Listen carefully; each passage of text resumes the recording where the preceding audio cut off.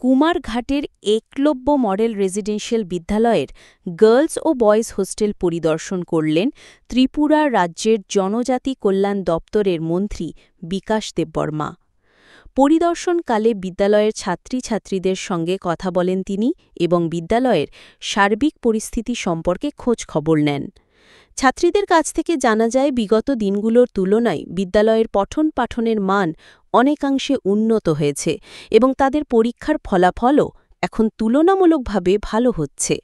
তবে ছাত্রীদের অভিযোগ, গার্লস হোস্টেলে দীর্ঘদিন ধরে পানীয় জল ও ব্যবহারিক জলের সংকট রয়েছে, ফলে দৈনন্দিন কাজে এবং স্নানে মারাত্মক অসুবিধায় পড়তে হচ্ছে তাদের।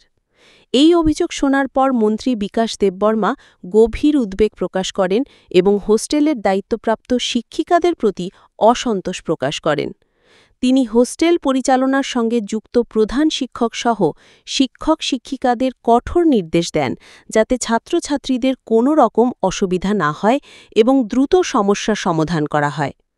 পরবর্তীতে তিনি বয়েজ হোস্টেলও পরিদর্শন করেন এবং সেখানে ছাত্রদের সঙ্গে দীর্ঘক্ষণ আলাপচারিতা করেন। হোস্টেলের পরিবেশ, সুযোগ সুবিধা ও সমস্যাবলী সম্পর্কে সরেজমিনে খোঁজ নেন মন্ত্রী। পরিদর্শন শেষে মন্ত্রী জানান, বিগত দিনের তুলনায় বর্তমানে একলব্য মডেল বিদ্যালয়গুলিতে শিক্ষার মান অনেক উন্নত হয়েছে, ছাত্রছাত্রীদের রেজাল্টের পার্সেন্টেজও বেড়েছে। তিনি আরও বলেন, বর্তমান রাজ্য সরকার উপজাতি ছাত্রছাত্রীদের শিক্ষার মানোন্নয়নের লক্ষ্যে অঙ্গীকারবদ্ধ এবং সেই অনুযায়ী নিরলসভাবে কাজ করে চলেছে। এই পরিদর্শন জনজাতি এলাকার শিক্ষা ব্যবস্থার বাস্তব চিত্র তুলে ধরেছে এবং প্রশাসনের দৃষ্টি আকর্ষণ করেছে জরুরি সমস্যার প্রতি। দেখুন বিস্তারিত। আজকে Eklavya school Kumarghat girls hostel আমি এসেছি। আমার সঙ্গে আছে এই স্কুলের প্রিন্সিপাল সাহেব এবং এই হোস্টেলের দিদিমণি সুপার এবং স্টুডেন্টরা আছে, গার্লসরা আছে।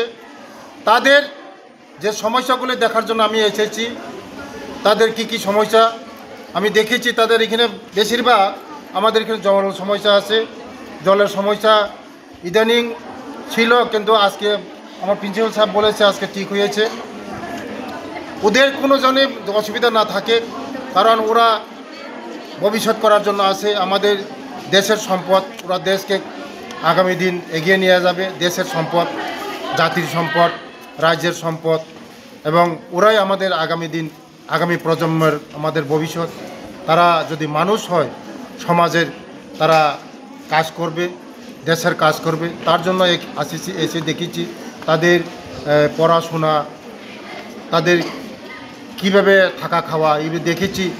তাদের অল্প অল্প অসুবিধা আছে, আমি বলে গেছি এটা ঠিক করার জন্য। আমি তো আপনারা সবাই জানেন, আমি সারা ত্রিপুরা রাজ্যের মধ্যে ঘুরছি, সব সমস্যাগুলি দেখছি, কি কি সমস্যা আছে, কি কি তাদের অসুবিধা আছে, এগুলি দেখছি।